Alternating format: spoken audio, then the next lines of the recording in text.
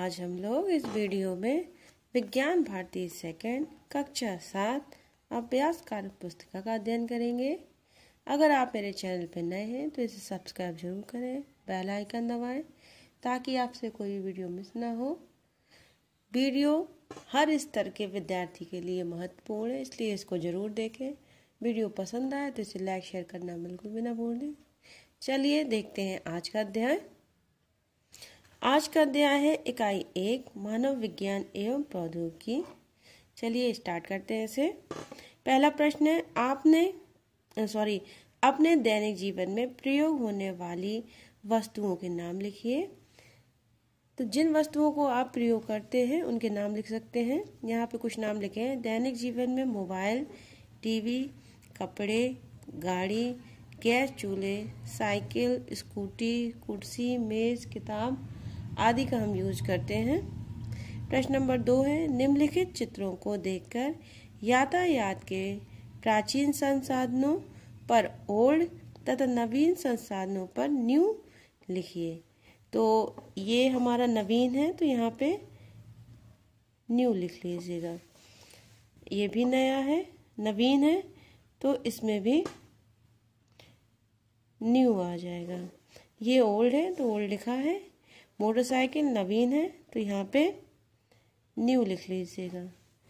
और ये साइकिल है, ये भी नवीन है तो इसमें भी न्यू आ जाएगा। ये बोट है तो ये ओल्ड संसाधन है।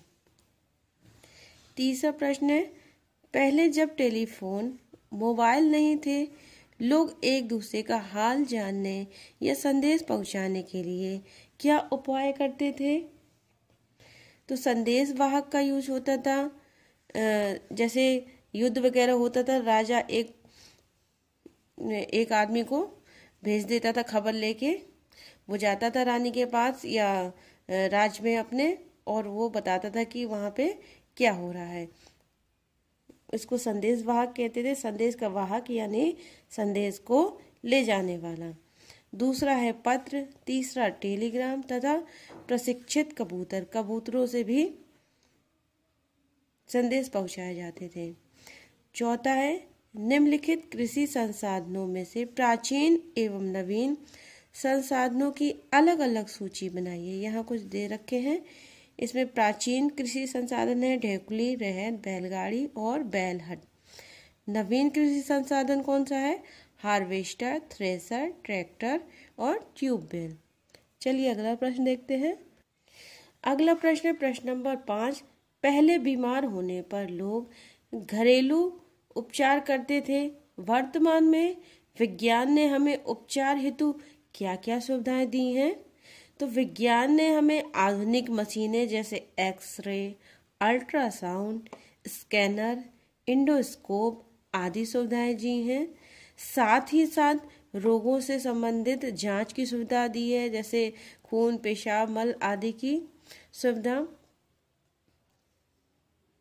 इसको ब्लड टेस्ट कहते हैं, यूरिन टेस्ट कहते हैं और मल के टेस्ट को स्टूल टेस्ट बोलते हैं। प्रश्न नंबर 6 है विभिन्न क्षेत्रों में विज्ञान की देन को लिखिए।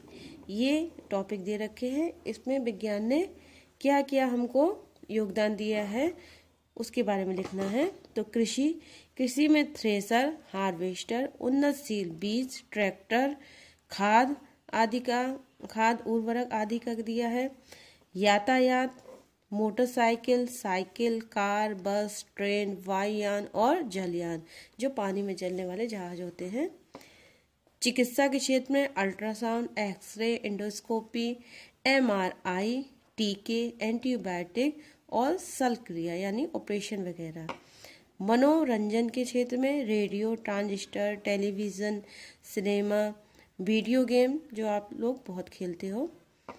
शिक्षा के क्षेत्र में ओवरहेड प्रोजेक्टर, कंप्यूटर, इंटरनेट, दीक्षा ऐप, ई पाठशाला जिससे आप लोग पढ़ाई करते हो। जब लॉकडाउन हो गया था, एडुसेट नामक शैक्षिक उपग्रह, अंतरिक्ष, चंद्रयान 1, रडार और मंगलयान। रक्षा के क्षेत्र में बंदूक, पिस्तौल, तोप, टैंकर, मिसाइल, परमाणु बम। ईंधन के क्षेत्र में पेट्रोल, डीजल, एलपीजी, सीएनजी। संचार के क्षेत्र में telephone, mobile, fax, email, internet और कंप्यूटर। प्रश्न नंबर 7 है, निम्नलिखित चित्रों को देखकर विज्ञान और प्रौद्योगिकी के द्वारा यातायात संसाधन में हुए विज्ञान का क्रम अंकित कीजिए। तो सबसे पहले हम पैदल चलते थे, उसके बाद हम लोगों ने जानवरों को पाला, उनसे हम लोग कृषि वगैरह करते थे, और कोई भी चीज़ जानवरों से ही ढोते थे, तो इसको 2 नंबर दिया है। फिर धीरे धीरे हम लोगों ने देखा कि सामान को घसीटने की अपेक्षा लुढ़काने में आसानी होती है, तो इस हिसाब से पहिए का निर्माण हो गया, तो इसको 3 नंबर दिया है। और जब पहिए का निर्माण हो गया तो जानवरों के साथ पहियों को भी ऐड कर दिया गया, और ये 4था नंबर दिया है। बैलगाड़ी वगैरह, घोड़ा गाड़ी, तांगा गाड़ी बन गई थी। और अंत में 5 नंबर दिया है कार, वायुयान, ट्रेन वगैरह को। अगला प्रश्न देखते हैं। अगला प्रश्न है, सोचिए और उत्तर दीजिए। ये आपको खुद सोच के करना है, नहीं तो यहाँ तो लिखा ही है। 8 नंबर में है, यदि विद्युत का आविष्कार ना हुआ होता तो वर्तमान में कौन कौन सी समस्याएं हो सकती थी। तो ये आंसर है, यदि विद्युत का आविष्कार ना हुआ होता तो हमें अनेक क्षेत्रों पर आज की जितनी कामयाबी न मिल पाई होती। विद्युत से चलने वाले उपकरण जिनका हम अपने घरों में व उद्योगों में प्रयोग करके कम समय में वो आसानी से और तेजी से अपने कामों को करते हैं, उनमें बहुत समस्या होती। कृषि व चिकित्सा के क्षेत्र में भी इसका असर पड़ता। सुमेलित कीजिए। प्रश्न नंबर 9, स्टील उत्पादन Durgapur, hydro electric power station Anpara, atomic power station Narora, और नेशनल थर्मल पावर स्टेशन कहाँ है, यह है पारीक्षा।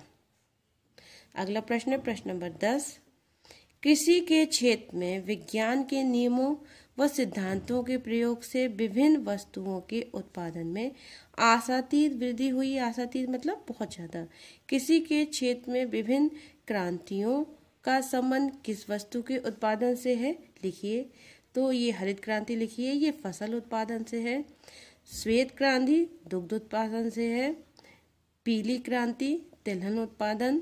भूरी क्रांति उर्वरक उत्पादन। नीली क्रांति मत्स्य उत्पादन। 11 नंबर में है, नीचे दिए गए वैज्ञानिकों के चित्र पहचानिए और उनके सम्मुख दिए गए स्थानों पर उनके नाम व उपलब्धि लिखिए।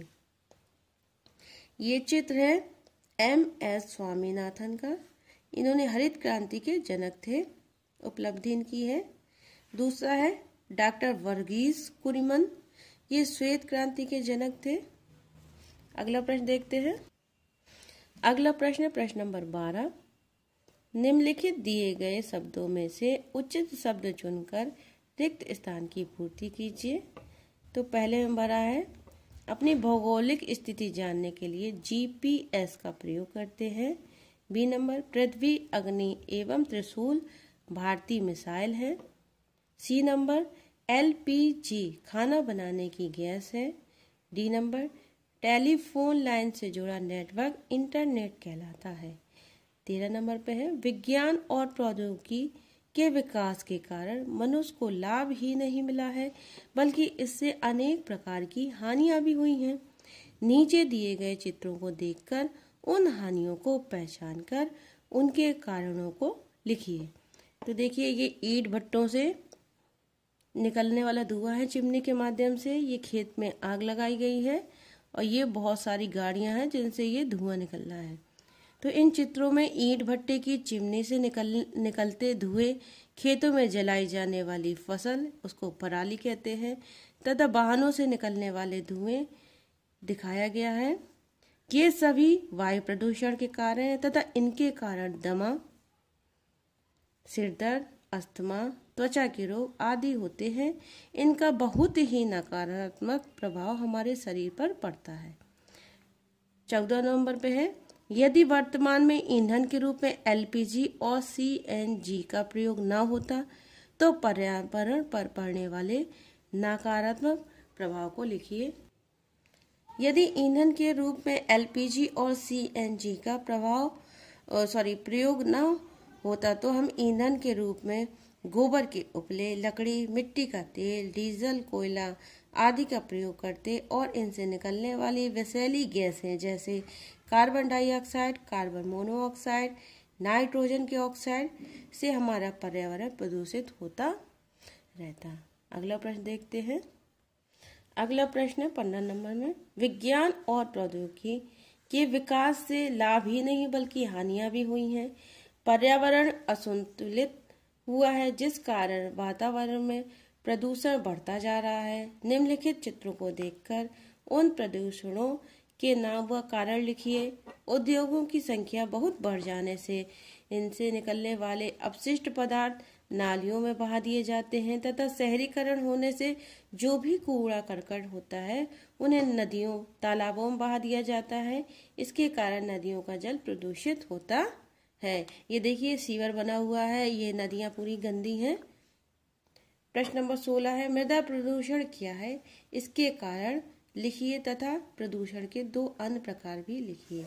तो मृदा प्रदूषण या मिट्टी का प्रदूषण, मृदा को मिट्टी भी कहते हैं, जब मिट्टी के गुणों में कमी आ जाती है अथवा मिट्टी में जहरीले तत्व घुल जाते हैं और वातावरण के पारिस्थितिक तंत्र के अनुकूल नहीं होते हैं, इसे ही हम मृदा प्रदूषण कहते हैं।